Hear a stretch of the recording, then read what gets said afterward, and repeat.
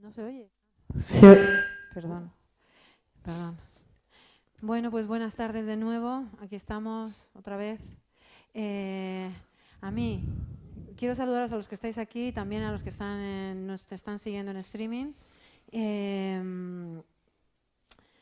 Para mí, que soy abogada, esta es una de las mesas más queridas, entre otras cosas porque es lo más difícil de explicar a la ciudadanía en general, que ya lo hemos un poco argumentado o enunciado, lo difícil que resulta trasladar la situación de la judicatura o de la instrucción de los procedimientos judiciales de corrupción política. Nos acompaña hoy, tenemos la grandísima suerte de contar con un juez muy valiente, que es Luis Acairo, juez ahora ya es juez del contencioso administrativo en Santander, pero él instruyó las causas de corrupción política en Casturdiales, en Cantabria, y ha venido a contarnos su experiencia desde la perspectiva del juez que instruye causas de corrupción política. Y a mi derecha, Andrés Herzog, que es muy conocido por todos, ha hecho un trabajo increíble en la causa Bankia y que la iniciaron... hombre, claro, ¿no? Desde luego, yo creo que lo que los caracteriza a todos es un tesón increíble. Porque Sí. A pesados no nos gana nadie. a pesados no nos gana nadie. Porque hicimos me parece que fue hace como un año y algo, una charla con Mariano Benítez de Lugo, Andrés y yo. Y yo al final me quedé con eso, digo, no contaban con la resiliencia nuestra.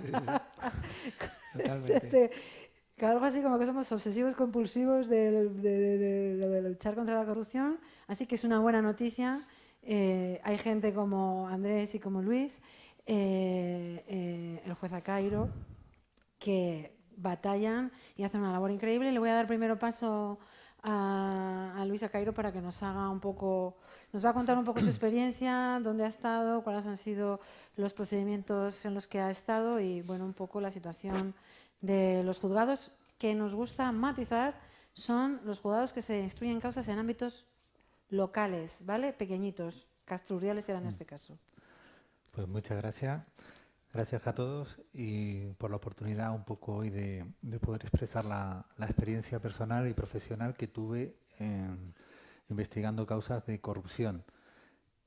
¿Puedo bajar un poco porque me da rebote? ¿Puede bajar? O como alejándolo.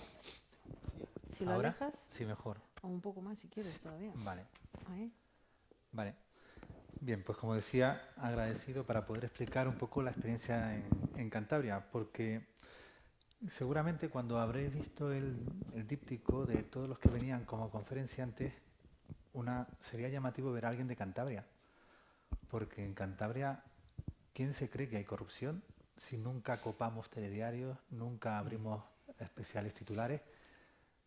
Entonces, pues bueno, da la casualidad de que sí hay corrupción y da la casualidad de que cuando el Consejo General del Poder Judicial ha empezado a tomarse en serio la corrupción, ha empezado a hacer estadísticas. ¿Y cuál es la sorpresa? Que la primera estadística que hace el Consejo General del Poder Judicial da como resultado este mapa. Entonces, si podemos bajar un poco la luz. ¿Se puede bajar un poco la luz para que se vea mejor? Gracias. Os podéis fijar arriba que con la cifra de 100 es el número de políticos implicados en casos de corrupción en Cantabria. Si lo comparamos, por ejemplo, con Valencia o con Madrid, la diferencia es mínima. Y si tenemos en cuenta que en Cantabria hay 580.000 habitantes, pues el número de políticos implicados en casos de corrupción por habitantes es muy superior a la media. En términos relativos, posiblemente fue la comunidad autónoma con más políticos implicados en casos de corrupción de toda España. Y sin embargo, creo que esa idea no va más allá de Cantabria. Por eso estoy agradecido de que me hayáis invitado y poder por lo menos enseñaros el mapa, deciros que estamos ahí y ahí tenemos también un problema común, que es la corrupción. Dos matices y entro directamente a relatar lo que interpreto como los mayores problemas a la hora de instruir causas de corrupción. El primero es que Cantabria, siendo tan pequeña, tiene 102 ayuntamientos y es una de las pocas comunidades autónomas que ha desarrollado la ley de organización submunicipal. ¿Eso qué significa? Organizaciones inferiores a los ayuntamientos, las juntas vecinales. Pues bien, tiene 524 juntas vecinales. Con la población que tiene se gestiona con 102 ayuntamientos y 524 juntas vecinales. Es decir, con la misma población que Málaga, se gestiona con 102 ayuntamientos, 524 juntas vecinales, parlamento, todas las consejerías de gobierno, más todo el organigrama. Espero que este primer dato sirva para llamar la atención. Ojo que en Cantabria hay posiblemente hipertrofia administrativa. Y normalmente la corrupción se genera alrededor de la administración, porque es donde realmente se puede obtener tantos beneficios. Y alrededor de la administración se genera también una red clientelar que puede ser muy potente. Y en sitios pequeños, pues ya se sabe que en lugares pequeños, infierno grande, ¿no? En mi experiencia, me tocó instruir unas 20 causas de corrupción aproximadamente. De esas entendí que 6 o 7 no habían indicios suficientes para continuar. 12 sí consideré que habían indicios suficientes. Hay 7 que ya han sido juzgadas y con sentencias. Hay 15 condenas y quedan las más importantes, los juicios más grandes. Y el número total de imputados, pues efectivamente supera el medio centenar. No todos los datos son de Castro Urdiales, pero llevaba una parte importante. Pues bien, me gustaría compartir un sentimiento con una compañera que era la fiscal que me tocó trabajar esos años, porque es cierto que la fiscalía necesita reformas, la politización no ayuda a que haya una fiscalía independiente, pero sí es cierto también que hay fiscales que hay que ponerles en valor porque son muy valientes, hacen su trabajo y lo hacen francamente bien. Y digo esto porque a la hora de resumir lo que pasó en Castro Urdiales, aquí se resume. La Fiscalía Cántabra advierte un estado delictivo generalizado en Castro Urdiales desde 1999. O sea, no está diciendo que tenemos un problema. Está diciendo que el sistema ha fallado. Porque un estado delictivo generalizado es cuando ya no quedan ni garantías. Para nadie. Para nadie. Porque no puede ser normal que el sistema falle tanto. Eso de estado delictivo generalizado se traduce en las causas de corrupción que se han instruido y en términos económicos en decenas de millones de euros solo en Castro Urdiales. De todas las causas hay una en concreto que se conoce como la Loma, es urbanística y se llama la Loma porque es el sector que se desarrollaba, que todos los planes urbanísticos tienen un nombre, pues a veces se le llamó la Loma, ¿no? Y en esas pues está pendiente de juicio y la Fiscalía pues acusa a 45 personas distintas. Hago el matiz de distinto porque una vez preguntaron, ¿es que los 100 son 100 personas o son 100 delitos? Dice, no, son 100 personas. Claro, llegaron a decir, no, es que se repetían los delitos. No, efectivamente, hay personas que están imputadas por 7 delitos, pero solo en esa causa hay 45. Y luego hay otras causas de 23 personas, hay otras de 20, y hay causas pendientes de... Solo una pregunta, ¿qué población tiene Castro Urdiales? Censada 30.000 y de facto 60.000. Es un municipio detalle limítrofe con Bilbao. Pues bien, entro ya directamente porque mi intención es ser práctico, intentaros aportar la perspectiva judicial. Os quiero invitar a la cocina de un juzgado, ¿vale? Más allá de la repercusión mediática que pueden tener las causas, ¿sí? Y ese juez, ¿quién es? ¿Qué hace? ¿Qué podemos esperar de él, no? Es lo primero que uno dice. ¿Será de un lado, será de otro? Bueno, la mayoría de los jueces somos personas que hemos hecho nuestra oposición, acabamos siempre por circunstancias de la vida en un destino distinto al que pensábamos.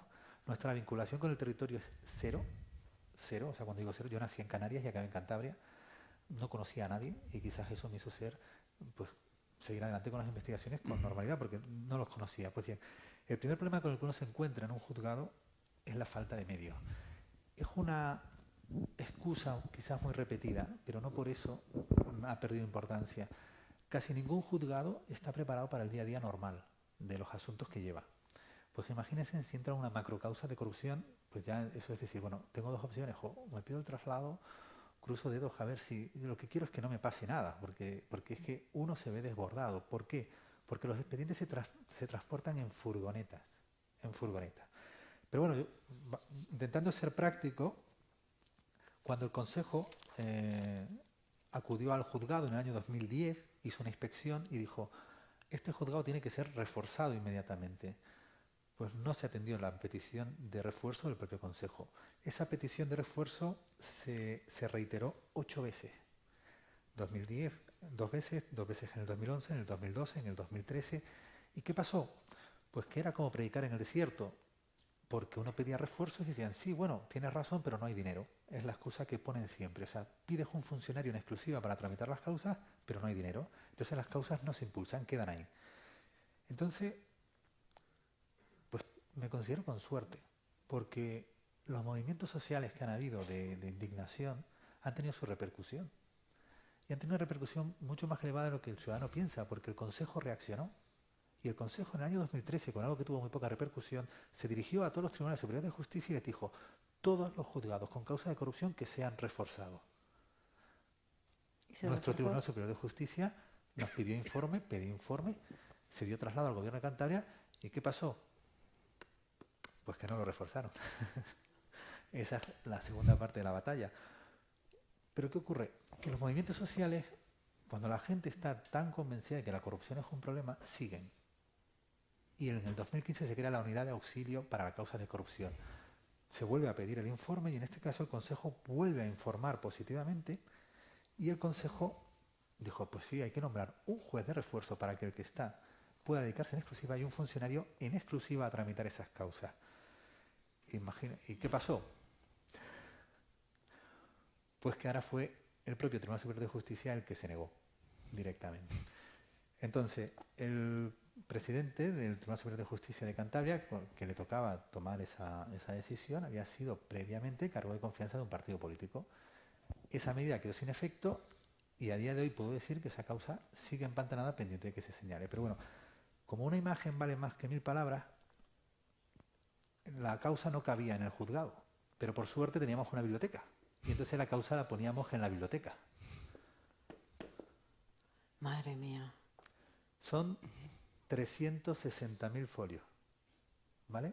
Dentro de cada caja azul son tomos y dentro de cada caja hay una media de 2 a 3 tomos. Está todo foliado, digitalizado y ahí quedó. ¿Esto lo tenías que instruir tú solo? Sí, ahí ya estaba terminada la instrucción. Compresiones, Sí, esa es la segunda parte que iba únicamente a añadir 2 matices. Cuando llegué al juzgado tardé 4 años y medio en terminarla. 4 años, llegué en el 2007, en el 2011 la conseguí terminar la instrucción. La Fiscalía pidió que se continuara la instrucción con nuevas diligencias, se terminaron en el 2012 y en el 2012 se terminó. Se presentaron recursos de apelación, se elevaron a la audiencia, se tardó 2 años y medio en la apelación en el 2015, volvió, se dictó la apertura del juicio oral y desde el 2015 está pendiente de que se presente el escrito de defensa. Un trámite que procesalmente son 10 días, 2 años y medio después, ahí sigue. ¿Por qué vengo y lo cuento? Lo voy a contar. El otro día me encontré con un abogado de la acusación afectado. Estaba afectado porque realmente llevar estas causas, los abogados sabéis que cuando hay mucho perjudicado, esto afecta a la vida de las personas. Entonces estos son casos pues, que no reúnen las condiciones básicas y la gente tiene sus problemas aparte de este problema y la gente se muere. Y me encontré al abogado y me dijo, estoy bastante afectado porque ya se me han muerto varios clientes. Porque esto lleva desde el 2007, tú lo terminaste en el 2011, luego siguió con la Fiscalía, y esto lleva 10 años y todavía no se ha mandado a la audiencia desde hace 2 años y medio. Y dije, mira, yo es que pedí refuerzos, pedí 10 veces refuerzos, nunca los nombraron. Y entonces pues al final uno dice, pues han habido perjudicados que no han visto justicia y de los 140 perjudicados que hay en esta causa, pues ya ha habido gente que ha fallecido y su ilusión era ver justicia al final. Y cuando hablo de justicia es porque en su día se dictó apertura de juicio oral, se dictó un auto, hay responsabilidades civiles posibles de más de 50 millones de euros, perjuicios al ayuntamiento superiores a los 10 millones de euros y es una causa que lleva 2 años y medio pues esperando a que presenten el escrito de defensa. Hay delitos que han podido prescribir. De todo esto he avisado. Está por escrito y avisado y creo que una cosa, pues bueno, como juez tengo que mantenerme pues en un perfil normal de hacer mi trabajo, pero llega un momento que uno dice, quiero contarlo, quiero que se sepa ya que hay personas que debido a la lentitud se están muriendo y no llega a la justicia. Entonces, la falta de medios es brutal, absolutamente brutal. Entonces, solo una cosa, para matizar, ¿quién tiene que poner los medios? Porque ese es un detalle. ¿Quién? Sí, eso los medios los tiene que poner el gobierno. Y entonces se Los da el políticos. absurdo de que se investiga a los políticos por corrupción y hay que decirles, por favor, ¿nos ponéis medios para poderos investigar mejor? Y dicen, ojo chico, es que no hay dinero. Claro, Y uno dice, bueno, pues vamos a hacer una cosa. Yo te lo pido por escrito y tú me respondes por escrito. Ah, vale, ningún problema. Y tenemos 10 contestaciones así. Yo lo envío, digo, mire, es que hay una falta de medios total, es que hay que ponerse en esto en exclusiva porque si no esto no se impulsa. Bueno, pues ahí va. Y esa es la situación. Entonces, como juez, te afecta porque te das cuenta de que tu trabajo, tienes tu orgullo profesional y dices, hay gente que necesita una decisión definitiva sobre su asunto y no se puede prolongar 10 años. La gente se muere y tú dices, pero si yo les veía a esas personas, les miraba a los ojos, les tomaba declaración, digo, es que pasan auténticos calvarios. Digo, pues creo que a lo que voy, movimientos sociales, conferencias, diciendo, la corrupción es un problema. El Consejo reaccionó. Dijo que se tenían que reforzar. El gobierno dijo primero que no. Luego ha sido el propio Tribunal Superior de Justicia que ha dicho que no. Da igual. Hay que seguir insistiendo en que se refuercen los medios porque hay que reforzar los medios. De hecho, la jueza que me sustituyó a mí también dijo, esto es imposible, esto hay que reforzar medios. Pedí prórroga de jurisdicción, me la denegaron y bueno, todos tenemos un proyecto vital y mi ilusión era el contencioso administrativo y ahora estoy en el contencioso administrativo de Santander, que luego lo complementaré con una anécdota para levantar la moral. Y el segundo problema son las presiones. A mí, cuando veía casos de corrupción, siempre tenía ganas de escuchar a alguien diciendo, yo he sufrido presiones, para no sentirme extraño, porque yo he sentido presiones, pero brutales. Claro, yo digo, pues habré sido el único. Digo, pues habré sido el único. Una cosa es sufrir presiones y otra cosa es dejar de hacer lo que tienes que hacer por esas presiones. No he dejado de hacer lo que en conciencia y con la ley en la mano consideraba lo que tenía que hacer, pero las he sufrido. Y las he sufrido de una manera que bueno, yo lo compartía con mis amigos, mi familia, y me decían, es que esto no es normal. Entonces, al grano, ¿no? Porque a mí me gusta al grano para que os quedéis con datos y luego os podáis ir con una idea. En esos 8 años en Castro Urdiales tramité 24.000 asuntos, una media de 3.000 asuntos al año, así trabajamos, entre asuntos civiles, asuntos penales, y cayeron causas de corrupción. De esos 24.000 asuntos, 1.200 fueron violencia de género, porque éramos juzgados de violencia de género. Además. Aparte éramos decano, teníamos funciones de decanato, y aparte nos seguía entrando el reparto normal de asuntos y tuvimos macrocausas de droga y delincuencia organizada. En 8 años llegamos a intervenir más de 800 kilos de droga, o sea, no era un partido judicial fácil, era un partido judicial complicado. Entonces, en ese contexto, abordar una causa de corrupción, pues uno dice, pues esto, bien, ¿en qué consisten las presiones? Pues vamos a ver, si yo tramito 24.000 asuntos, si yo soy complicado, seré complicado en muchos asuntos. Eso está claro, es como si un médico da problemas. El médico dará problemas en muchos aspectos de su trabajo, ¿no? Entonces uno dice, bueno, de los 24.000 asuntos, yo me acuerdo que en trámite teníamos 1.500, que aquello era tremendo, ¿no? Y entonces uno dice, 24.000 asuntos, 20 fueron de corrupción. Bien, eso me permite llegar a la conclusión objetiva de que 23.980 asuntos no tuve ningún problema. Y si un juez en un 99,1999% de los asuntos no tiene un problema, es que será un juez que en su día a día hace el trabajo lo mejor que puede, nos equivocamos como todo el mundo, pero tenemos posibilidades de recurso y se trata a las personas con normalidad y hace uno lo mejor que puede. Bien, ¿qué me supusieron las 20 causas de corrupción? De las cuales archivé pues un tercio aproximadamente. ¿Qué me supusieron? Pues me supusieron, pues casi perdí la cuenta, cuando llegaron a 30 expedientes disciplinarios o diligencias informativas. Y 5 querellas. Fui condenado en primera instancia y el Tribunal Supremo me absolvió. Y entonces uno dice, bueno, pero ¿y tantos expedientes disciplinarios qué te hacía? O sea, expedientes disciplinarios, digo, absolutamente por todo. Absolutamente por todo. Entonces, absolutamente llegaba de repente un escrito, te han presentado esta denuncia, informe inmediatamente, expediente. Y uno decía, bueno, pues yo informo, no hay ningún problema. Siempre he considerado que nosotros estamos sometidos a la ley y por lo tanto, si un ciudadano está enfadado con un juez o considera que un juez hace las cosas mal, le puede denunciar. Faltaría más, no hay ningún problema. Ahora, lo que uno espera como juez es que la ley se aplique de manera recíproca, es decir, de la misma manera que la ley ampara al ciudadano, la ley tiene que amparar al juez. Y si un ciudadano denuncia en falso a un juez, yo esperaba que el sistema reaccionara ante las denuncias en falso. Claro, cuando desmontas 30 y tantos expedientes, cuando 5 querellas las desmontas igualmente, incluso demuestras que eras falsa. Y la reacción del sistema es decir, bueno, pues ya está, pues nada, mira, suerte, has tenido, salvado por la campana y tal. Y dice, no, vamos a ver, es que se supone que el sistema me tiene que proteger. Porque el juez es una parte más del sistema y si no protegemos también a los jueces de esos ataques, de esas presiones, pues esa situación pasé. ¿Y cómo se hacía? Pues muy fácil, instrumentalizando a la prensa. Yo no he salido a hablar hasta ahora. Entonces, si alguien me quería denunciar, iba al medio de comunicación, iba con una denuncia y decía, pues mira, que el juez Acairo, me llamo Acairo, o sea, no es apellido y tal, Acairo es un nombre canario y tal. Perdón. Y dice, no, es que el juez Acairo nos ha faltado el respeto o peor, o sea, el juez Acairo esconde la prueba, manipula los expedientes, presiona a los testigos, presiona a peritos, si no se declara lo que él quiere, pues eso, nos abre, bueno, falso todo, porque llegué a tomar la decisión de decir, bueno, vamos a curarnos en salud, vamos a hacer todas las declaraciones grabadas y dejar claro en la oficina que no hablo con nadie. O sea, yo no quiero hablar con nadie y si tengo que hablar con nadie, hablo en la propia oficina para tener testigos. Pues esas situaciones se daban, iban a la prensa y la prensa, el juez Acairo expedientado, daba máxima difusión a la denuncia, nula difusión a los archivos.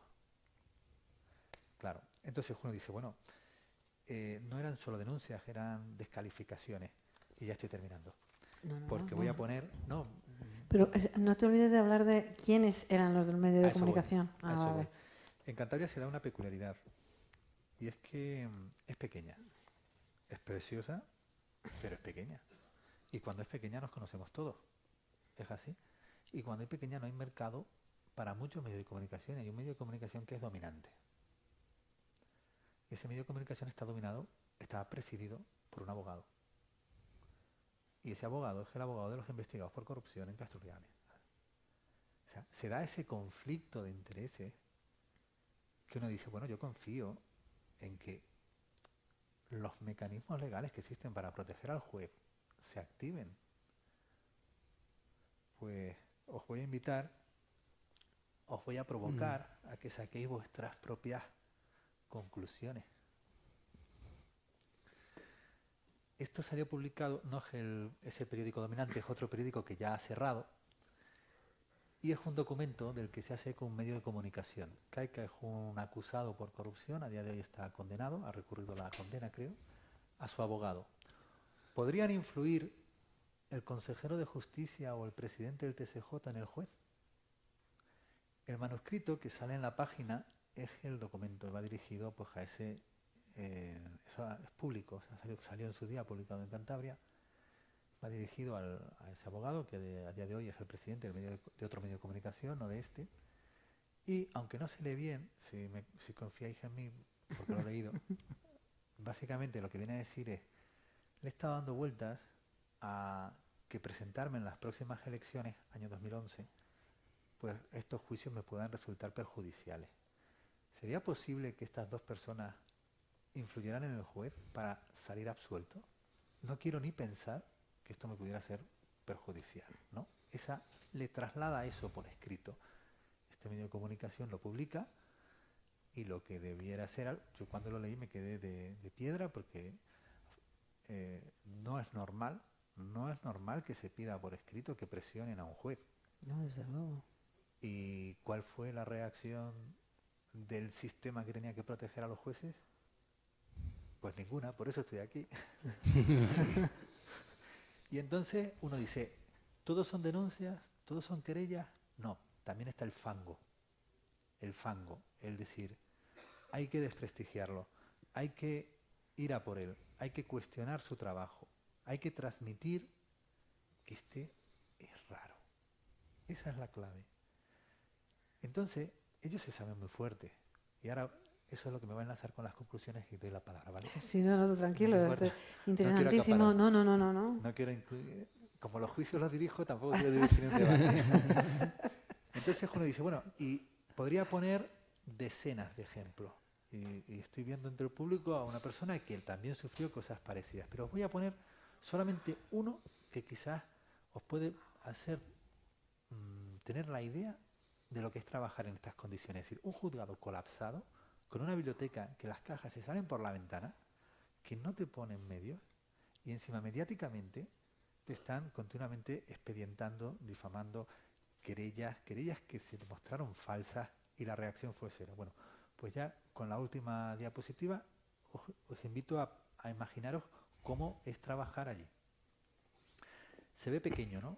Pero os pido otra licencia de confianza, porque la tengo aquí.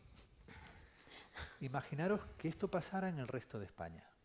Que un investigado por corrupción va a un medio de comunicación presidido por el abogado de los investigados por corrupción y deciden darle esta cobertura. Esta persona asegura que el juez prevarica continuamente. Esto lo leen aproximadamente 150.000 personas en Cantabria de los 500.000, si no más. Dice, al magistrado le llueven las críticas. Lo digo porque esto condensa bastante la situación de respeto que había allí. Si el pasado martes el alcalde se refería al instructor como el mozalbete del Cotolino... No te creo. ¿De verdad? ¿Cómo estás luego te lo dejo. Tuve la suerte, porque, a ver, la oposición hay que estudiar mucho. Aprobé con 25 años, llevo 16 años de juez, tengo ahora 41, y bueno, pues me cuido. Pues me cuido, intento. Es que yo creo que es importante cuidarse, porque si no, pero cuidarse a nivel, pues eso... Pero también de la cabeza, porque para aguantar eso... Entonces, pues dicen, bueno, el mozalbete, no te llamaban el juez, te llaman el mozalbete de Cotolino, y Cotolino es porque es el barrio donde está el juzgado, ¿no? Dice, si la semana pasada se referían al instructor como el mozalbete de Cotolino y decían que era una amenaza para la democracia, os suena, ¿no? Sí. El juez instructor es la amenaza para la democracia. Ahora es este imputado, que está imputado en una investigación, que arremete contra el juez y dice, literal, este juez está prevaricando continuamente. Mi deseo sería que le expulsaran de la judicatura. Esta persona se le imputó por un delito, por 3 delitos, si no recuerdo mal, recurrió a la audiencia provincial le exoneró de 2, y del tercero declaró que estaban acreditados los indicios de un delito de falsedad del documento público, pero había prescrito. Eso sucede muchísimo. Van prescribiendo los delitos. ¿Qué creéis que pasó cuando se le dio la máxima difusión en Cantabria a unas declaraciones de un investigado por corrupción diciéndole al juez instructor, este juez prevarica continuamente?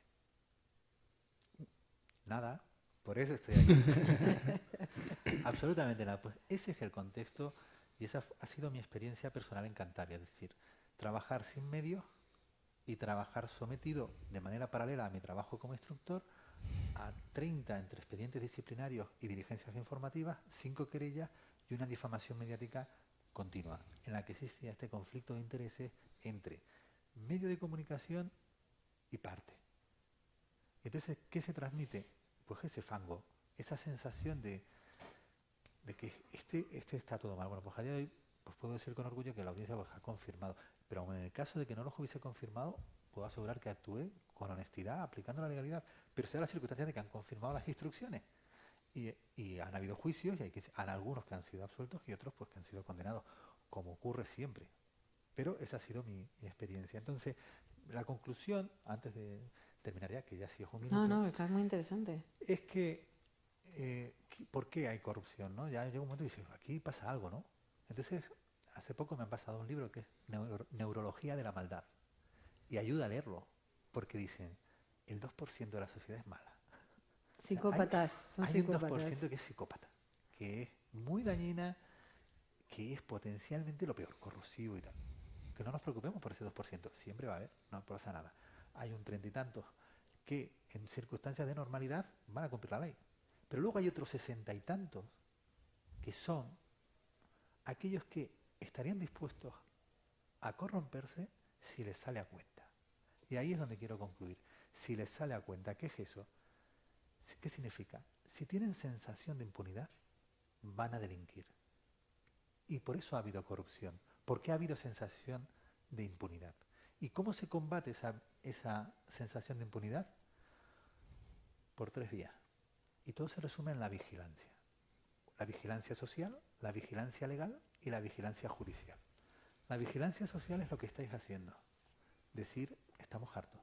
No más corrupción. Exactamente. Sí. Esa vigilancia social es efectiva. Habéis conseguido que los organismos se movilicen para que, aunque sea en apariencia, en algunos juzgados, os lo puedo decir, se han tomado medidas de refuerzo, pero en el que me tocó a mí, tuve la mala suerte de que el Consejo informó favorablemente, pero el Tribunal Superior se opuso. Luego está la vigilancia legal. La vigilancia legal es clave, ya existe. Son los mecanismos de control de la propia administración y hay cantidad de funcionarios honrados, que cuando lo intentan hacer les destrozan la vida. Y eso fue lo que pasó en Castro Urdiales. El mecanismo de control de la legalidad funcionó.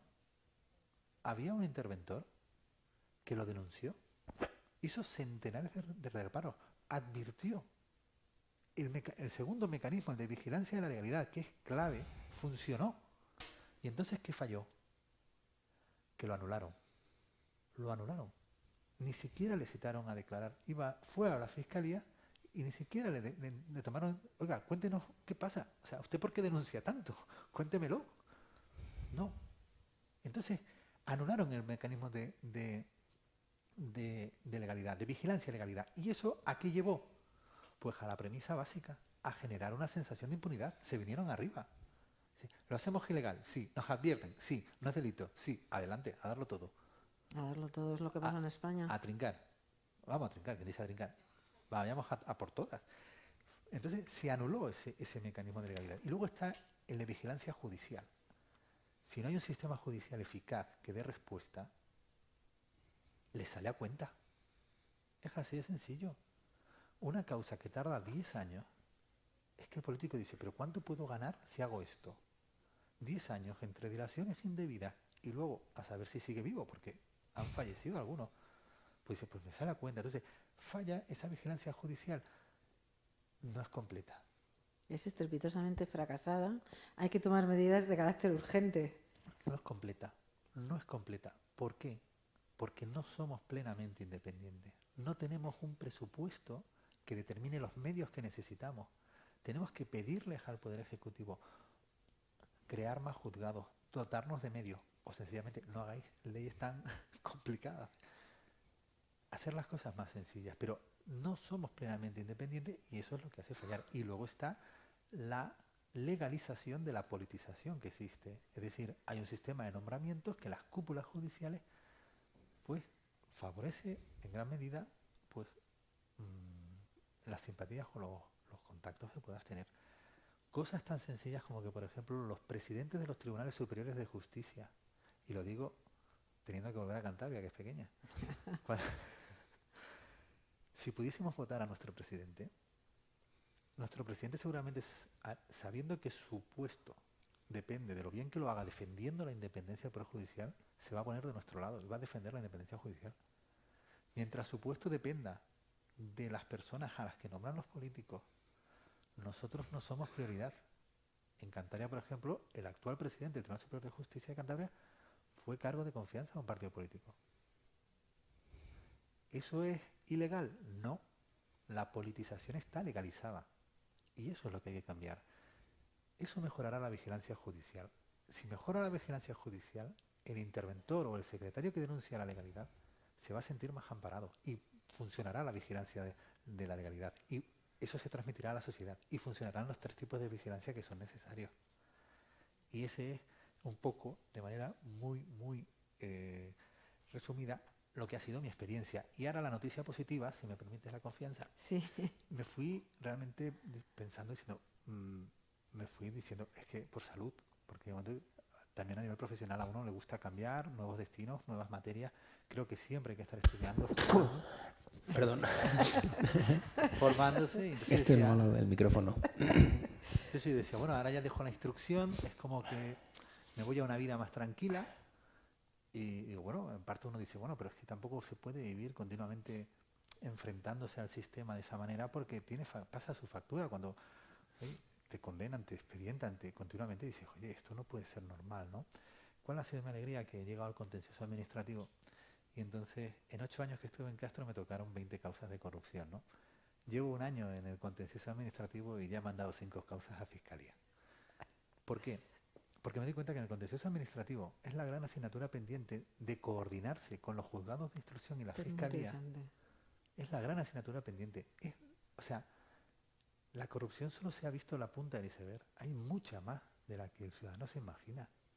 Si comentábamos antes, la idea sería potenciar una ley integral, perfecto, perfecto. Si en esa ley integral o en esa modificación de la ley orgánica perjudicial en la que se creen juzgados especializados, se doten de medios, se tiene que introducir sí o sí que la Fiscalía y los juzgados contenciosos administrativos estén coordinados. ¿Por qué digo esto? Porque en el juzgado contencioso administrativo me encuentro reclamaciones de cantidad de contratistas a los que se le adjudicaban a dedo los contratos. Y entonces lo único que mandan es un informe del interventor diciendo, oiga, se ha adjudicado a dedo el contrato, yo ya lo dije, pues ya está, pues nada, pues para el contencioso. ¿Cuál es una dinámica que ha sido común en los contenciosos? Es decir, teoría del enriquecimiento injusto. Ha existido la prestación, hay que pagarle y ya está. No, ha existido la prestación, hay que pagarle y el testimonio a Fiscalía. Y entonces ver que en el último año 5 causas se han mandado a Fiscalía, cuando en Castoriales en 8 fueron 20, o sea, en 8 años 20, dice, pues no, es decir, lo que quiero trasladar es que todos desde nuestras posibilidades, haciendo lo que tenemos que hacer, podemos contribuir y de una manera mucho más eficaz de la que nos imaginamos. Y todos son inercias. Y si tuviera que reducirla todo a una, diría, despolitizar la justicia es el principio. Muchas gracias. Bueno, un aplauso enorme porque yo tengo que decir... Me he excedido, pero No, por no supuesto. Yo te tengo que dar las gracias porque no es fácil, tú lo sabes, que un juez se siente aquí a contar lo que acaba de contar hoy Luis Acairo. ¿Acairo, Luis? Acairo. Es guanche. Es un guanche. Se le ve que es una persona calmada y gracias a que eres guanche te la has podido tomar así porque bueno, como conocemos a algunos jueces que han estado en casos de corrupción política, hemos intentado que estuviesen aquí. No es nada fácil, así que te agradezco enormemente que hayas estado aquí y que estés aquí compartiendo con nosotros. Ahora le voy a dar la palabra a Andrés Herzog. Desde luego para mí, fundamental. La frase que estamos repitiendo desde el inicio de las jornadas es el fortalecimiento de los órganos de control, de cualquier órgano de control, la despolitización y la dotación de medios. Muchas medidas educativas, porque entre otras cosas no se interviene en la justicia por el gran desconocimiento de lo que está sucediendo en los juzgados. Le voy a dar la palabra a Andrés, que habla de la parte de Bankia. Yo voy a hablar de los fondos buitres, un poco de la parte de Gürtel también, o de las causas que nos instruyen, como la Iberia, que anda durmiendo el sueño de los justos en el Tribunal Supremo para que decida qué juzgado tiene que conocer. Y es vital. Es que todo pasa porque haya unos juzgados especializados, según mi criterio, donde... Estábamos hablando antes, se dice la ley que son 6 meses de instrucción, que lo fuesen de verdad, ¿no? Que es la celeridad en la instrucción fuese la norma, la dotación presupuestaria fuese inmensa, los órganos de auxilio fuesen independientes. Luego voy a comentar lo que nos ha pasado en la causa IBIMA, que es como ya la repanocha, con los informes que tiene que emitir Hacienda para que se pueda saber. Fundamental la instrucción de los procedimientos judiciales de corrupción política. Andrés Herzog, desde la parte de la acusación popular o particular, no sé vosotros ahí en Bankia cómo estabais, popular. Nos va a compartir la parte del abogado que se persona como una acusación popular, que eso es como una de las luchas que tenemos todos, es proteger la acusación popular como si fuese una de las cosas más importantes, porque lo que ha sucedido en España se debe a las acusaciones populares de pequeños grupos como Adade o como Andrés, que ha estado ya... ¿Cómo se llama ahora? Se me olvida siempre. FIC, la Confederación Intersindical de Creditores. Que ahora están como acusación popular, así que tuya es la palabra. Muchas gracias. Gracias a todos también por venir hoy aquí y darme la oportunidad de intervenir en estas jornadas tan interesantes. La verdad que tiene mucho mérito el plantel que habéis conseguido de ponencias y todo lo que conlleva, ¿no? Organizar una cosa así, con pocos medios, porque efectivamente lo mismo que no se refuerza a jueces o a abogados, pues tampoco hay ayudas, creo, para este tipo de eventos, ¿no? Aprovecho, por lo tanto, para insistir en el crowdfunding, la necesidad de que todos un poco nos impliquemos, ¿no?, en estos asuntos. La verdad es que me ha parecido interesantísimo todo lo que ha contado Luis. Ya no sé si me queda nada por decir, porque la verdad es que lo has explicado tan bien y desde dentro y dando voz a una cosa que yo creo que todos sabíamos que era así o parecida, pero que efectivamente nadie se atreve a contar. Es de esas cosas que están ahí, pero nadie da ese paso, ¿no?, de explicarlas, y la verdad es que me ha parecido muy interesante, y además has abierto muchos debates, ¿no?, de cosas relacionadas, como los medios de comunicación, ¿no? Me ha parecido muy interesante. Podríamos estar hablando solo de esta charla de la influencia de los medios, de la corrupción y la justicia, ¿no? Pero me he sentido muy identificado, ¿no?, cuando hablabas de que te habían acusado de ser una amenaza para la democracia, y nada menos, ¿no? Bueno, nosotros también, primero en UPyD, luego en la Confederación Intersindical de Crédito, también nos han acusado, quiero que lo sepas, de eso. Cuando en su día presentamos la querella de Bankia, que fue quizá la primera gran causa que nos animamos a presentar, fueron constantes y continuas las acusaciones de judicializar la política, ¿no? Se nos decía, están judicializando la política. Y da igual lo que explicaras, ¿no? Que explicaras, por ejemplo, que antes de esa causa habíamos intentado crear una comisión de investigación en el Congreso para la cual hacían falta el apoyo de 2 grupos para lo que es la solicitud. Luego, para la aprobación nunca se hubiera aprobado porque hacía falta el apoyo del grupo mayoritario, que era el PP.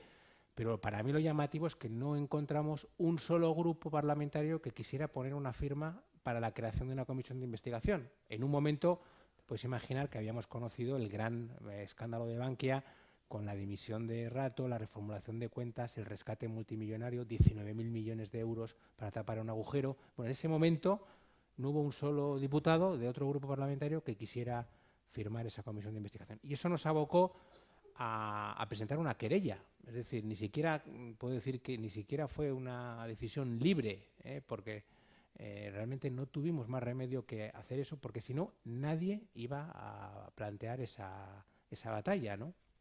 Por lo tanto, bueno, y luego, bueno, de los medios también podríamos hablar de la influencia que tienen en el desarrollo de cualquier causa. También hay que decirlo en perjuicio muchas veces de los investigados, ¿no? Lo que se llama la pena de banquillo unida al morbo mediático, lo hemos vivido en las tarjetas Black, también muy injusto, en mi opinión, en cosas, personas que para pensar tienen la presunción de inocencia, y que aun siendo culpables no tienen no tienen que penar por ese aireamiento de todas sus intimidades en los medios de comunicación, a los cuales les interesa, no nos engañemos, exclusivamente el morbo, ¿no?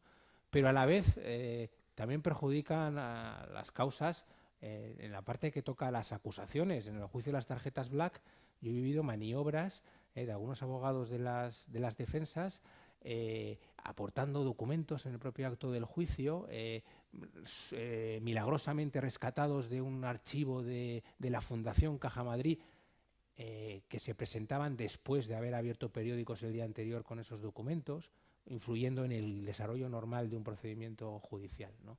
Entonces, bueno, creo que se podría hablar muchísimo ya solo de ese tema, y también tengo que decir que tengo el convencimiento de que un juez de instrucción de sitios pequeños, de localidades, de pueblos, lo tiene más complicado que un juez de la Audiencia Nacional, que al final, no digo que lo tengan fácil, ¿por qué no? Porque se enfrentan a esas macrocausas y a un trabajo realmente pues abrumador, pero no creo que les hayan abierto esos expedientes, sinceramente. Creo que tienen otras protecciones simplemente por el hecho de estar en otras instancias judiciales, pues mucho más protegidos, en definitiva, ¿no? Por lo tanto, bueno, el mérito la verdad es que es doble, porque encima estáis sin ninguna protección, en primera línea del fuego de gente muy poderosa, ¿no? Porque al final no hay que olvidar una cosa: la corrupción política se trata de investigar y de enjuiciar a gente muy poderosa, con muchos contactos, que están ahí moviendo sus hilos, que tienen medios de comunicación, que tienen amigos no solo en la política, en las instituciones, en los organismos supervisores. Pues las dificultades se multiplican, ¿no?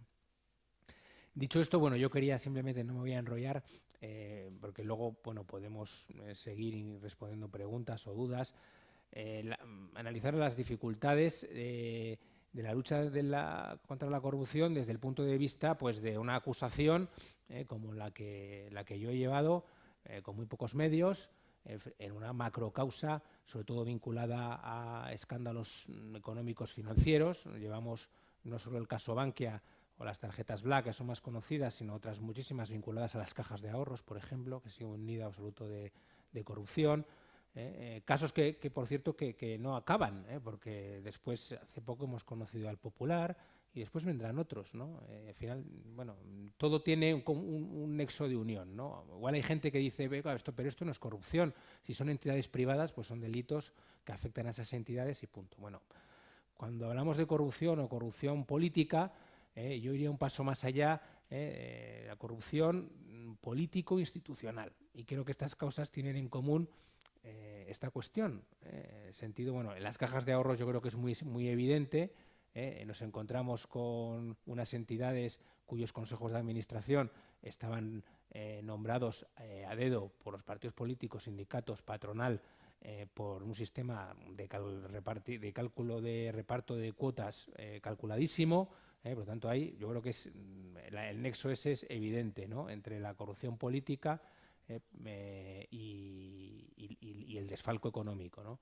Pero bueno, si vamos incluso a casos más recientes como este del Popular, bueno, pues ¿por qué se producen? Pues una falta de supervisión. Y al final nos encontramos que los organismos supervisores, es decir, los que están encargados de que esto no ocurra, de fiscalizar, de controlar, pues también están politizados, están nombrados por los mismos partidos políticos que pueden llegar a ser objeto de estas causas, ¿no? Por lo tanto, claro, ahí realmente está el problema, ¿no? El núcleo del problema, que no solo es corrupción en el sentido estricto, de malversación, de estafa, de apropiaciones, de defraudaciones, es también la politización, ¿no?, de las instituciones, de la politización de la justicia, como decías, al final, la utilización de la Fiscalía o determinados estratos de la Fiscalía, es lo que impide efectivamente que puedan avanzar las causas de corrupción, que muchas veces también es una cuestión de medios, y también lo decías, bueno, más que ver las fotos, ¿no?, de los juzgados, de las cajas. Bueno, yo también podría contar muchas anécdotas de la desigualdad de armas terrible en un procedimiento de este tipo. Yo recuerdo, después de la admisión de la querella de Bankia, el primer acto que nos convocó el juez, el instructor de la Audiencia Nacional, a una vista sobre medidas cautelares, porque tuvimos la osadía además de pedir una medida cautelar en la querella de intervención de la entidad, ¿no? Dijimos, bueno, esta entidad no puede seguir gestionada por las mismas personas que la han puesto en esta situación, hay un enorme riesgo de destrucción de pruebas, pedimos la intervención. Entonces nos convocó el juez en su despacho, un despacho. Otra cosa, falta de medios. Hemos estado 5 años de instrucción sin una sala en la que celebrar las declaraciones. Una sala necesaria cuando hablamos de una macrocausa con cientos de partes. Bueno, pues el juez tenía que andar pidiendo a la sala de lo penal que le prestara una sala, celebrando por la tarde. Bueno, este primero lo hizo en su despacho muy grande, en el cual le empiezan a llegar abogados y abogados y abogados y abogados, y ya no entraban, bueno, todas las sillas ocupadas, todos de pie, dejaron la puerta abierta, el resto se desparramaron por el pasillo, y en el otro lado estaba yo, con mis papeles, ¿no? Entonces ahí es cuando de repente dices, vaya lío que me he metido, o sea, ¿qué me mandaría meterme en este de lío, armas, ¿no? total. Pero ya no solo desigualdad a ese nivel, que por supuesto puedes imaginar en una causa como esta, inundan a recursos, la instrucción a recursos, recurren absolutamente todo, con lo cual poco a poco van ganando batallas. Tú no puedes ponerte a todos los recursos que se presentan porque no tienes medios ni humanos, ni económicos, de ningún tipo. Entonces tienes que centrarte en las batallas importantes, ¿no? Pero en las otras vas perdiendo cositas, ¿no?, por el camino, cosas que se asientan, que son firmes, criterios. Pero ya, aparte de eso, mi sorpresa mayúscula fue darme cuenta que los que supuestamente estaban en mi banquillo, que no éramos muchos, estaban trabajando para el otro lado, y la sorpresa fue encontrarme, por ejemplo, al FROB, un organismo que en teoría se personó como acusación particular para recuperar nuestro dinero, no nos olvidemos, el FROB es el que tuvo que poner los 22.000 millones al final que costó el rescate. Entonces, en un momento dado se personan. Yo digo, bueno, menos mal, están aquí, vamos a alguien para apoyar la investigación, para pedir diligencias. Y mi sorpresa mayúscula fue comprobar desde el principio que se dedicaban a defender las tesis de los investigados. Bueno, sin ningún tipo de vergüenza, defendiendo las tesis de los investigados, oponiéndose a diligencias de investigación, oponiéndose a la petición de fianzas. el Estado que estaba allí para esclarecer lo ocurrido, ¿no? Bueno, pues esto es una experiencia. Y luego, esto es verdad que varía mucho de un procedimiento a otro, pero en Bankia, una pasividad absoluta de la Fiscalía. La Fiscalía no ha propuesto prácticamente ni una diligencia en 5 años. Es verdad que, bueno, que también creo que cuando hay una acusación popular tienen mucho trabajo y de alguna manera pues descansan esa labor, dicen, bueno, pues que lo haga, que lo pida la acusación popular. Pero bueno, pero es llamativo, ¿no? Por lo tanto, bueno, esas dificultades pues son inmensas, no nos vamos a engañar. Aunque también es verdad que hay jueces que a pesar de todo eso empujan el carro. Y creo que la Audiencia Nacional, en este caso, en concreto el caso Bankia, con sus más y sus menos, ha salido adelante. Después de 5 años, gracias también a funcionarios, yo creo que merecen realmente una medalla, porque sacar esto adelante son infinidad de pequeños pasos, muchísimas resoluciones, hay que resolver todos los recursos. Solo la tramitación burocrática de una cosa de estas es alucinante, ¿no? Entonces, bueno, también hay que reconocer esa parte. Y luego hay problemas que yo me he encontrado que ya no son solo de medios. Me he encontrado, y esto igual es una opinión muy subjetiva, por supuesto, una justicia, un derecho penal de otro siglo. Por eso también lo de que pusimos el título derecho, vamos a poner derecho penal 2.0, que es un poco pretencioso, pero con esto quería trasladar un derecho penal que para mí no está compasado a la realidad de las causas penales que estamos investigando, que efectivamente se hacen gracias a artificios contables muy sofisticados. Eso se llaman ingeniería contable. Como dijo el presidente del BBVA, que declaró en el causa Bankia, dijo expresamente, sí, es que la contabilidad es como un chicle. Esto lo dijo él allí mismo, ¿no? Pero ese chicle obviamente no es algo tan rudimentario como eso. Está avalado por gente muy lista, que hace informes, auditoras, consultoras. Entonces, ¿cuál es mi experiencia? Que se piden muchas diligencias de investigación y la mayoría se rechazan. Y el argumento recurrente para esto es que no se puede crear una causa general, ¿no? Siempre las oposiciones está usted creando una causa inquisitorial, ¿no? Por lo tanto, esto no puede ser así, ¿no? Al final yo digo, bueno, vamos a ver, si nos encontramos un delito común, vamos a poner un ejemplo, un asesinato, ¿vale? Un asesinato. Entonces, con un asesinato tenemos un cuerpo de un delito, ¿vale? Y ese cuerpo del delito hay que averiguar qué le ha pasado. Entonces, ¿qué se hace normalmente? Se hace lo que se llama una autopsia, ¿no? Viene un señor, practica una autopsia. Oiga, yo me pregunto, ¿una autopsia no es una causa general? O sea, ¿no están sobre ese cuerpo intentando descubrir qué le ha pasado? Realmente lo que nosotros hemos pedido en ese procedimiento es lo mismo. El cuerpo del delito sería el agujero financiero, que está ahí, o sea, que es una cosa que no se puede negar, que son los 22.000 millones que hubo que poner para recapitalizar la entidad. Bueno, si había un agujero financiero, hemos tenido que poner ese dinero. ¿Por qué no puede haber una investigación exhaustiva, general, que trate de identificar dónde está el núcleo del problema? ¿Por dónde se ha ido ese dinero? ¿No? Bueno, pues imposible porque ese argumento era sistemático y muchas veces, en muchas ocasiones, el juez daba la razón a las defensas y no proceden diligencias de investigación, ¿no? Uno llega a estas causas y yo qué sé, por ejemplo, pues lo primero que hace, pues vamos a ver las actas del Consejo de Administración y allí te encuentras cientos de operaciones, muchísimas operaciones que se aprobaban cada sesión del Consejo de Administración. Y como digo el Consejo de Administración, digo de múltiples órganos que tienen este tipo de entidades. El Comité de Auditoría, el Comité Ejecutivo. Bueno, entonces, ¿cómo empezamos a saber de dónde se ha ido el dinero? ¿Dónde está esa malversación, ¿no? esa estafa de inversores? Y esto nos lleva al segundo problema, que es que en delitos comunes existen personas cualificadas, como son, por ejemplo, siguiendo el mismo ejemplo, los forenses, que hacen esa labor. Bueno, llegamos a macrocausas económicas de este tipo y ¿quién hace el informe para detectar si las cuentas eran o no veraces? El asesino. Que no es, efectivamente, ¿quién hace el informe? Porque el forense al final, mira, es un funcionario, le pagan por eso, no tiene ningún tipo de conflicto, es su trabajo.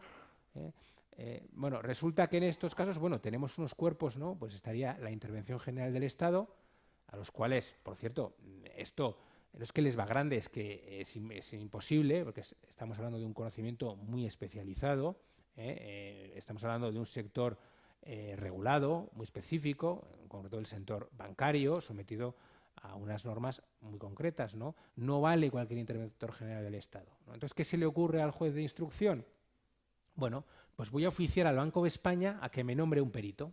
El Banco de España, que es uno de los principales involucrados en todo el escándalo. El Banco de España, en los cuales un buen grupo, o por lo menos lo que es la Comisión Ejecutiva, acabaron declarando en calidad de investigados en el procedimiento.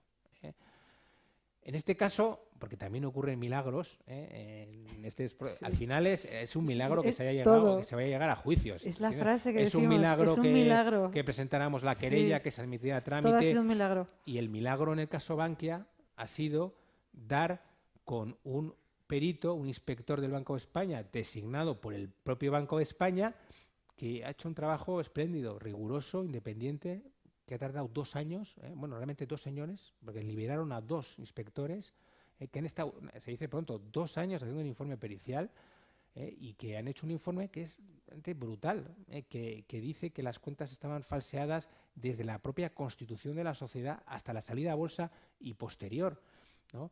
Pero para decir, eso tiene, porque la frase que decimos es, he tenido la suerte que ha habido 2 peritos que además se lo han tomado, pero en este procedimiento ha habido esta suerte, este milagro. Sí. En otros, bueno, en la mayoría, no va a volver a ocurrir. No va a volver a ocurrir. Esto, en mi opinión, esto es de personal también, creo que fue un milagro. Un despiste. Creo que el Banco de España, sinceramente, creo que no fue consciente de lo que se estaba jugando de que estaba en juego para empezar su prestigio como institución. Y simplemente, bueno, también como se hacen las cosas muchas veces, ¿quién está libre? Tal, a ver, pues venga, estos 2 que están aquí, tal. Y bueno, casualmente dimos con un funcionario, que por cierto, tampoco son la excepción, y gracias a Dios que hay funcionarios absolutamente admirables, mal pagados, poco o nada reconocidos, que aún así se toman su profesión en serio, tienen sentido del deber. Y en este caso tuvimos esa increíble fortuna. Ahora, esa fortuna es relativa porque a continuación vinieron en fila tropecientos catedráticos, los más prestigiosos catedráticos que uno se puede imaginar, a firmar informes diciendo exactamente lo contrario que decían estos peritos judiciales, ¿no? Pero ahora, lo que sí tengo claro, en el siguiente no va a volver a ocurrir, que creo que es el popular, el juez, que además ha ido a caer por casualidades al mismo juez de instrucción. ¿Ah, sí? Pues dice, pues ¿qué voy a hacer? Pues lo mismo. Oye, voy a oficiar al Banco de España. O sea, te aseguro que ese informe no es que va a estar atado. Van a coger al inspector más afecto, más sumiso, para que haga esto.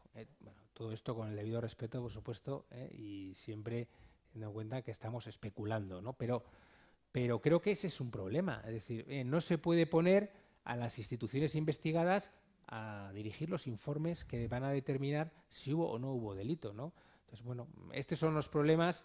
No voy a insistir más. Si quieres, seguimos debatiendo y cuento algunas otras historias. Como vamos a seguir, yo voy a compartir mi experiencia en procedimientos judiciales, que voy a tres perspectivas de lo que me ha pasado a mí, que he dejado de ejercer para hacer esto, porque me ha parecido tan agotador que yo estaba en el despacho de Mariano cuando hacíamos lo del escrito de acusación y no podía creer que eso, Mariano Benítez de Lugo, ADADE, la Asociación de Abogados Demócratas por Europa, que me fui a ayudarles a hacer el escrito de acusación, cuando estaban haciendo el escrito de acusación, que no daba crédito. Me quedé 2 meses allí y le dije, Mariano, eso un poco friki por mi parte, me levanté y le decía, por España, aquí me quedo contigo, lo que haga falta, Mariano. Pero lo que he visto a lo largo del tiempo es que es un desgaste tan enorme que casi he decidido, dejo de ejercer y voy a intentar pasar al otro lado para plantear iniciativas como una ley integral para poder salir ahí fuera a hablar de la situación de los juzgados, de la situación de indefensión mayúscula, de que las causas de corrupción las han instruido, porque lo que está contando Andrés es que la causa Bankia, que es tan conocida, las tarjetas Black Dad, ha dicho, la han impulsado las acusaciones populares. Los que descubren los correos, los que inician las querellas, los que impulsan los procedimientos, los que hacen el trabajo procesal impecable en unas condiciones que son acusaciones populares que se nutren de dinero de ciudadanos o de pequeñas aportaciones. No sé en vuestro caso cómo... Nosotros teníamos un partido detrás con algo más de músculo financiero, pero que bueno, no falta explicar cómo acabó, absolutamente arruinado y teniendo que retirarse de todas las causas. O sea que bueno, al final los recursos son los que son. Claro, estamos dejando la defensa de los 90.000 millones, que yo esta mañana ya lo he dicho, dice la Comisión Nacional del Mercado de Valores que son 90.000 millones al año, 2.000 por persona, vuelvo a repetir como mantra, si sois una familia de 5 miembros, 10.000 al año, 100.000 en 10 años, o sea, es tal barbaridad. Y estamos dejando a 3 organizaciones hacer la defensa de las causas de corrupción política, que es como de no creer. Así que en Bankia ha sido a Andrés, en Gürtel ha sido a Dade, Andrés, bueno, y Xnet, que recibieron los correos y también se personaron. En Gürtel ha sido a Dade, los fondos buitres han sido los afectados, o sea que en la mayor parte de causas de corrupción política son pequeñas organizaciones que suplen el absoluto cero que hay que ponerle a las administraciones públicas y a los partidos políticos en lo que es la defensa de, en la instrucción de las causas, en todo el sistema de defensa que debiera haber, ¿no? Así que esto a mí me dejó perpleja. Yo venía, ya lo he contado esta mañana, de un procedimiento de corrupción que tenía que ver en un partido judicial como Segovia pequeñito. No había un juez como a Cairo, así que cualquier cosa que hacías en esta parte, bueno, ahí es que no les hacía falta ni solicitar un traslado, porque es que era todo, ¿cómo era lo que decía la fiscal? Que era un estado delictivo, sí, pero en este caso sin un juez como a Cairo. Así que se iba archivando todo, se iba archivando todo, se iba archivando todo. Y se abrió la Gürtel. Y dio la casualidad que mi padre es muy amigo de Mariano Benítez de Lugo, abogado, estábamos en este procedimiento judicial en Segovia y hicimos un inscrito, ya he perdido la cuenta, no sé si era en 2011, cuando se había archivado la Gürtel o cuando estaba en el Tribunal Superior de Justicia, no me acuerdo. Hicimos un inscrito por la parte de Segovia. Y lo conté esta mañana, había un informe de la UDEF en la causa que decía que este diputado por Segovia, que sigue imputado en la causa Gürtel, tenía un incremento patrimonial. Había un informe de la UDEF que decía que tiene un incremento patrimonial en 5 años de 8 millones de euros. Ese informe no ha sido investigado en Gürtel, porque no ha habido a nosotros nos pidieron una fianza y dijimos, bueno, pues ya te digo, la fianza no la vamos a pagar, porque así que esa parte de la Gürtel se ha quedado ese informe ahí. ¿Vale? No se ha podido investigar y como ese seguro que hay millones. Así que me gustó el otro día el juez Bosch que dijo que solamente son la punta del iceberg y que muchas de las causas de corrupción política están en los juzgados, están en las pequeñas provincias, en los juzgados pequeños, donde es que es prácticamente imposible que prosperen por esta situación. Así que cuento la parte como acusación popular de nos quedó esta frustración, no pudimos hacer nada por esa parte de Gürtel, pero bueno, yo llegué al procedimiento Gürtel con Mariano, que entonces tenía en el despacho, él te cuenta, ¿no? Por lo mismo que tú, 5 abogados demócratas por Europa, unos valientes, hay que ponerles una estatua. Hablan de los denunciantes de corrupción, yo quiero hablar de las acusaciones populares, hay que ponernos unas estatuas en muchos sitios, porque yo me acuerdo con Cristina, que la primera vez que nos conocimos, yo le dije que prospere una causa de corrupción en España es un milagro, y que prospere algo como Gürtel o Bankia es el mega milagro, y se debe a estas pequeñas acusaciones populares. Bueno, la cosa era que tenía una abogada que hacía toda la instrucción del día a día, o sea, y luego tenía unos cuantos abogados que le iban a ayudar a colaborar, pero todo pro bono. Y ese hombre ahí haciéndose ese escrito de acusación con ese pedazo de Gürtel que yo decía, madre mía. Así que Gürtel, pues en Gürtel, igual que aquí en Bankia tenemos a Andrés, en Gürtel hay otro, pero luego hay muchas causas que no prosperan. Para mí, otra espinita, la causa Iberia. Que yo estaba la parte Bankia, cuando hacen o sea, nosotros estábamos en esta plataforma en defensa de Iberia, cuando estalla el tema de la causa Bankia y estáis iniciando todo eso, ¡ay, qué alegría, qué ilusión! Aparecen los correos de Blesa. Iberia igual a Bankia, nadie lo sabe. Nadie sabe que se vendió con nocturnidad y alevosía el 12,1% de Iberia y British Airways, que era de los españoles, porque cuando se nacionaliza Bankia, se nacionaliza las acciones que tenía en todas estas empresas. Lo vendieron con nocturnidad y alevosía, ya lo he contado porque me duele en el alma. Hubo una asociación de empleados que se constituyó ad hoc para presentar una querella, cayó en un juzgado de primera instancia de instrucción que no quiso saber nada. Aquella jueza vio aquello y dijo, mamá, esto yo, nada. Entonces, esta no archivó, lo que hizo fue decir que la competente era la Audiencia Nacional. La querella viajó durante unos cuantos meses hasta que llegó a la Audiencia Nacional, que dijo que yo no soy competente. Y entonces hay un conflicto de competencias que lo dirima el Tribunal Supremo, lleva 3 años, eso, durmiendo el sueño de los justos. Y los miles de millones de lo que costaban esas acciones, pues es una pérdida que no está contabilizada dentro de esos 90.000 millones. Esta es otra. Y luego la causa de los fondos buitres, el tema de lo de los órganos de auxilio judicial. Están las dos causas, 3 años para reabrir la de los fondos buitres de Blackstone, que se acaba de solicitar la reapertura, ahora porque los afectados han hecho una batalla que es como para ponerles otro monumento. Han conseguido, después, y con Mariano Benítez de Lugo, que es que a Mariano hay que ponerle en la Puerta del Sol una estatua. Han conseguido la reapertura después de un esfuerzo enorme, pero en la causa IBIMA, es que esto ya me pareció grandioso. Se estudió 2 años el fiscal, que en este caso tenemos la suerte, que es un experto en delitos económicos, solicitando que se hiciese este informe, que primero decía que la ONIF nombrase 2 peritos para hacer este informe. Después le contestaba la delegada de la Agencia Tributaria en Madrid, no, la competente no es la ONIF, la competente soy yo. Anda la madre, ¿y por qué será esto? Claro, si uno sabe que la delegada de Hacienda en Madrid se llama Raquel Catalá Polo, que es la hermana del ministro de Justicia, ¿cómo se llama? Rafael Catalá Polo, y que es íntimo amigo del imputado Juan Van Halen, pues comprenderá que no le interesaba para nada que hubiese nombramiento de peritos. Han tardado 2 años. Hizo un escrito, otra vez, la delegada del Gobierno de Hacienda en Madrid, hace un escrito en la causa judicial cuando se queja el fiscal y dice, bueno, mire, he decidido que no es la UNIF, porque yo lo valgo, va a ser Hacienda en Madrid quien va a nombrar el perito. Y no 2, sino 1, porque no tenemos recursos. Entonces, y además, ya le voy a decir yo a usted quién va a ser, que va a ser este señor. O sea, cuando yo digo que yo recibí esa providencia en mi casa y dije, oye, de verdad. O sea, porque una friki que tiene inquietud en temas de corrupción, me puse a investigar quién era ese perito.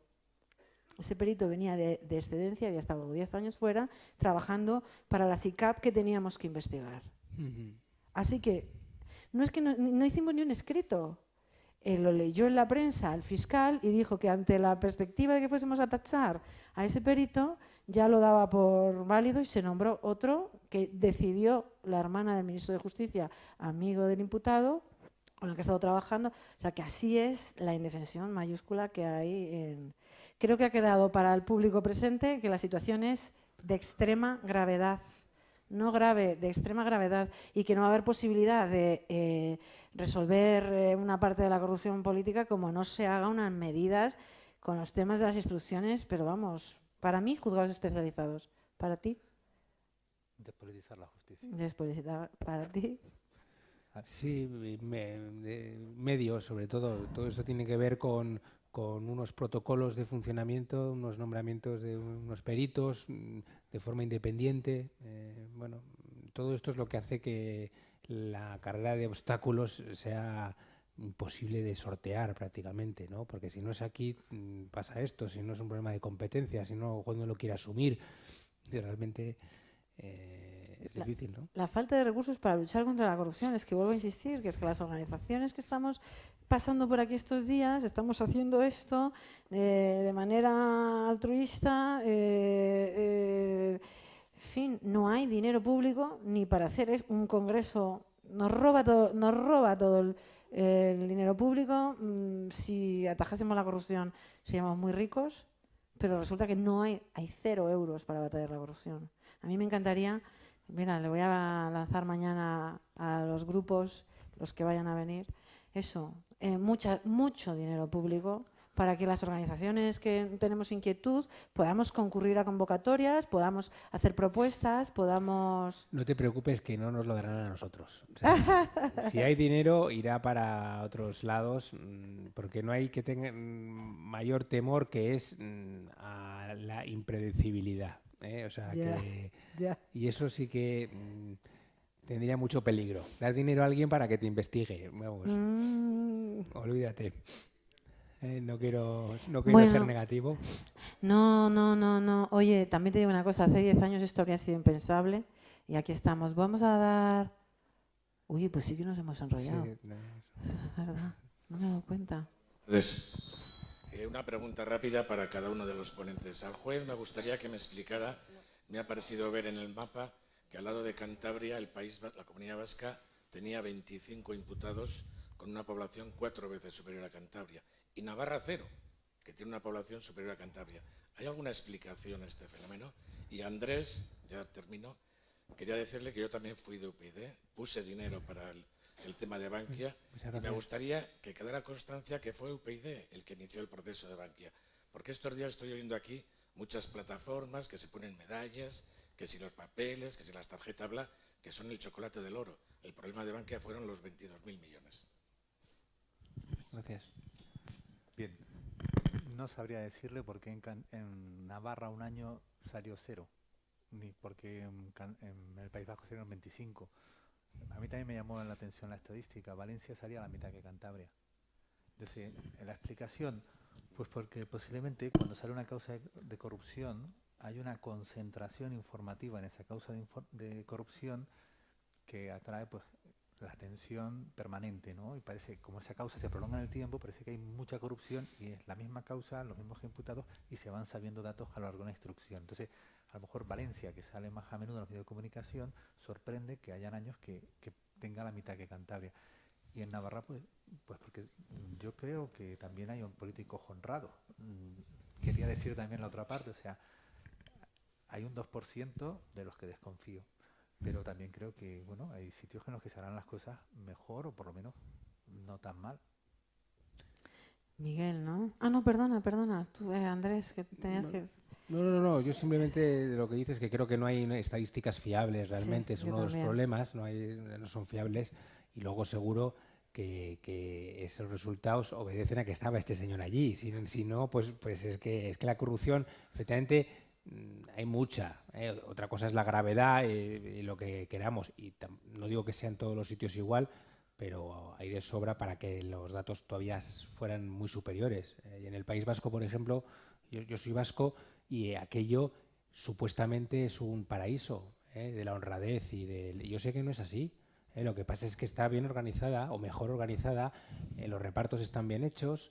Y luego una cosa importante que son los medios de comunicación, pues allí prácticamente no existen. Allí existe casi el boletín oficial del gobierno vasco, en el cual luego dedican su pequeño apartado a cada partido, también con un reparto de cuotas.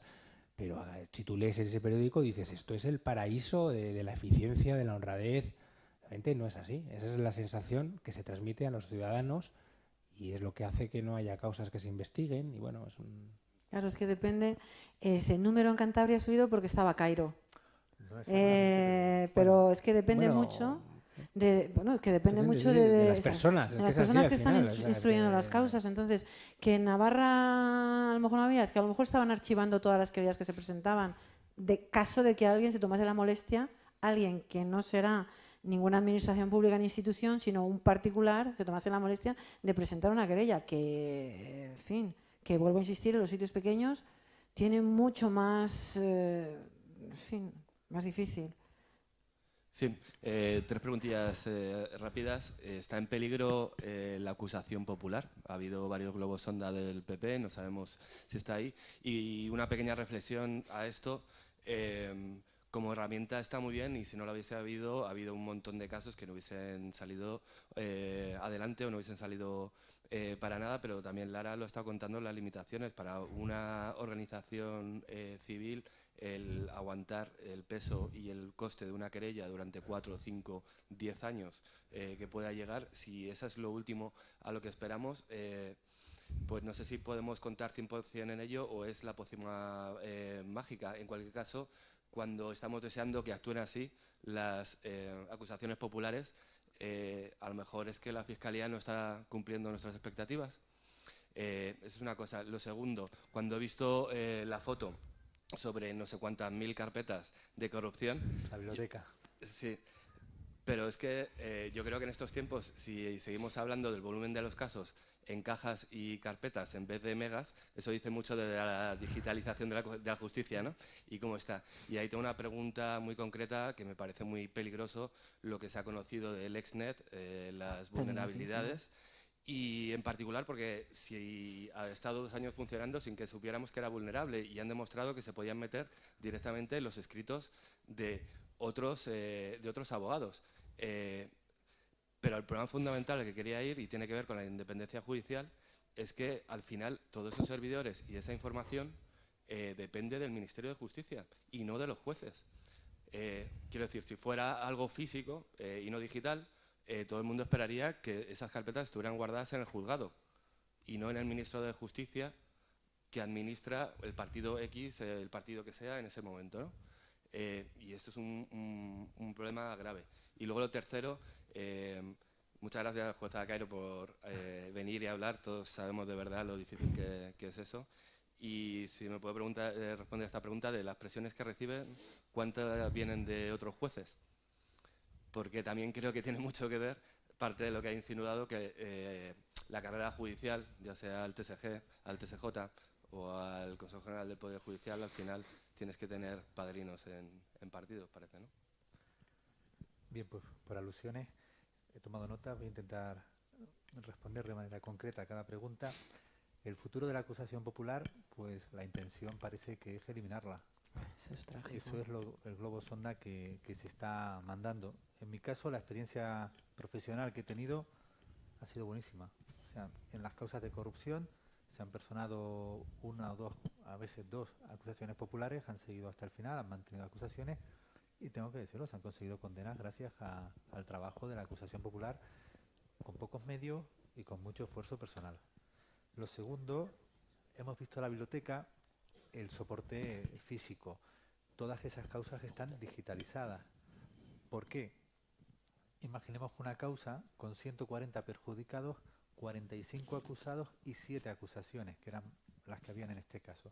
Si hay que hacer fotocopia de 180.000 folios por 140 perjudicados, pues al final la cosa no. Entonces estaba todo digitalizado. A medida que se va cerrando un folio, lo que se notifica a las partes es el expediente digitalizado, pero lo que queda en el juzgado es el físico y una copia de seguridad digitalizada. En ese sentido nos curamos en salud, pero es que es inevitable. O sea, la documentación es la que es. En cuanto a lo del LexNet, nosotros en Cantabria utilizamos otro sistema informático que es el Mereda. Entonces a nosotros no me consta que nos haya afectado ese problema. Y en cuanto a las presiones, pues sí, lo dije en un momento de la intervención. Yo era consciente desde el principio que yo estoy sometido a la legalidad, como cualquier persona. Y creo que la mejor manera de controlarnos todos es que todos seamos iguales ante la ley. Entonces, era la preocupación, porque yo llegué a sentir que mi independencia judicial no estaba garantizada. ¿Por qué? Porque a mí, si me denuncian, lo entiendo, que se tramite el procedimiento. Si se presenta una querella contra mí, lo entiendo, que se presente la querella. ¿Cómo no se va a permitir a un ciudadano presentar una querella? Hay otros sistemas judiciales, por ejemplo, en Argentina, si no me equivoco, que como garantía al juez instructor, durante la instrucción no se le puede denunciar o no se le puede instruir, salvo el Ministerio Fiscal. Es una alternativa, que no sean los propios investigados los que puedan cruzar denuncias o querellas con el propio instructor. Pero bueno, eso es una cuestión ya legislativa. Pero lo que yo eché en falta es que cuando demostraba que eran falsas, el sistema no actuaba. Y lo digo con todas las consecuencias. Denuncias falsas. Y uno decía, bueno, o por ejemplo, cuando en el ejercicio del derecho a la defensa te dicen que prevaricas continuamente, eso en el Código Penal es un delito de calumnias con publicidad. Entonces, ¿por qué te hacen sentir distinto? ¿Por qué no tienes las mismas garantías que cualquier ciudadano? Entonces ahí es donde dice, ¿dónde está mi tribunal superior que me tiene que proteger? Entonces a veces las presiones son por activa o por pasiva. Lo que no se puede es dar una tramitación preferente a una denuncia de un particular contra un juez instructor, y cuando digo preferente es tramitarla en menos de 24 horas, incoarte expedientes en menos de 24 horas, pedirte informes a término, y que luego cuando demuestras que es falso no pasa nada, o cuando te calumnian públicamente, ese mismo tribunal que te expedienta no hace nada. Entonces, presiones por los propios compañeros, creo que no se ha actuado como se tenía que haber actuado. Y eso sí te genera esa sensación continua de estar informando, sabiendo que esos expedientes pues pueden tener mayores consecuencias, por no decir las querellas penales. ¿Tú, Andrés? Sí. Bueno, la acusación popular creo que comparto la visión, creo que hay un firme propósito de acabar con ella y lo van a conseguir. O sea, antes o después buscarán el momento propicio, con los apoyos políticos que sean necesarios, pero lo harán. Yo creo que la acusación popular es un instrumento que en España, no sé en otros países, en España tiene todo el sentido desde el momento en el que no funciona el sistema bien. Ojalá tuviéramos un país en el que tuviéramos una justicia mejor, independiente absolutamente, suficientemente dotada, con recursos. En ese caso no sería necesaria, pero es que no tenemos ese sistema judicial, con lo cual creo que el saldo es positivo. Ahora bien, también hay que decirlo, como instrumento que es, se puede utilizar bien y se puede utilizar mal. Y desgraciadamente hay acusaciones populares que lo han utilizado mal, lo han utilizado para amenazar, extorsionar. Y eso sí que causa un daño enorme a la acusación popular, causa un daño enorme a las que hemos intentado hacerlo bien, de alguna manera, ser rigurosos, que por cierto a las acusaciones populares se les exige el doble de rigor, porque están siempre bajo sospecha, ¿no? A mí yo me lo he encontrado, si cualquiera pide una diligencia de investigación, pero si tú lo haces sin justificarlo en 10 páginas, es que tienes afán de notoriedad, no sé, hay un cierto prejuicio en relación con eso. Pero bueno, en definitiva, creo que en un mundo perfecto no sería necesario, como este no es, dista mucho de ser perfecto, creo que el saldo es positivo y que sería una pena, sinceramente, que desaparecieran, ¿no? Y luego el resto de cuestiones, bueno, el Exnet, no soy un experto en estos temas, sinceramente creo que es un buen instrumento y creo que a veces nos quedamos en los detalles, por supuesto que es mejorable y con el tiempo se desarrollará y se creará un sistema menos vulnerable, pero bueno, son avances también que también a veces tenemos que pararnos y reconocer un poco las cosas que se hacen bien y que se mejoran. Y en este país la administración también ha mejorado muchísimo a todos los niveles, no solo la justicia, que va un poco por detrás de otras administraciones como Hacienda, que estos, claro, por interés enseguida informatizaron todo, y son de una eficiencia realmente germánica, ¿no? Pero otras administraciones van un poco a remolque, pero se va avanzando también. O sea, no tenemos que ser, a veces creo que pecamos de un pesimismo ya antropológico en este país, que es muy propio del español, mal, sí, todos sí. somos lo peor, Sí. y tampoco es eso.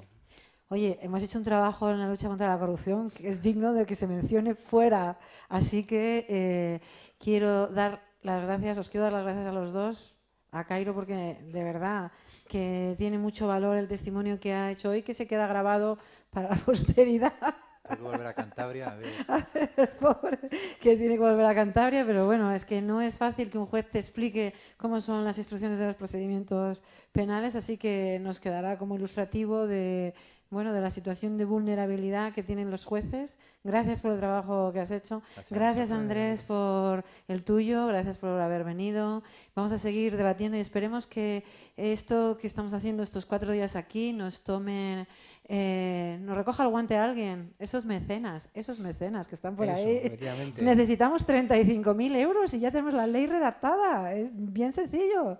Oye, a lo mejor, no sé, alguna fundación inquieta o, no sé, Efectivamente. Tenemos, Si eso no es sí, dinero. necesitamos dinero y se lo estaba comentando a Andrés antes, digo, Andrés, fíjate qué documentos tenemos gráfico. Vamos a tener una bomba al terminar estas jornadas y ha sugerido que podemos decirle a los de Netflix que hagan una serie. Sería una buena serie de Netflix, ¿eh? Con todos estos testimonios que estamos teniendo aquí. Bueno, ahora, antes de despedir esta mesa, viene la siguiente mesa. Akairo ha estado instruyendo unos casos en los que ha mencionado a un interventor municipal, que es Fernando Urriticoechea, que va a estar ahora con nosotros. Está Cristina Fallarás, que es una grandísima periodista, batalladora incansable. Julio, que no sé si que es un catedrático de Derecho Constitucional de esta facultad, también va a estar hablando de el control del Tribunal de Cuentas. Vamos a hablar del control. El control desde los medios, el control desde la intervención local, el control ciudadano.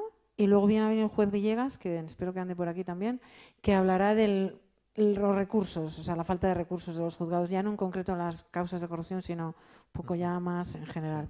Así que muchas gracias por haber estado ahí, habernos escuchado. A los que nos están viendo por streaming, necesitamos 35.000 euros, nada más. Gracias a todos, gracias.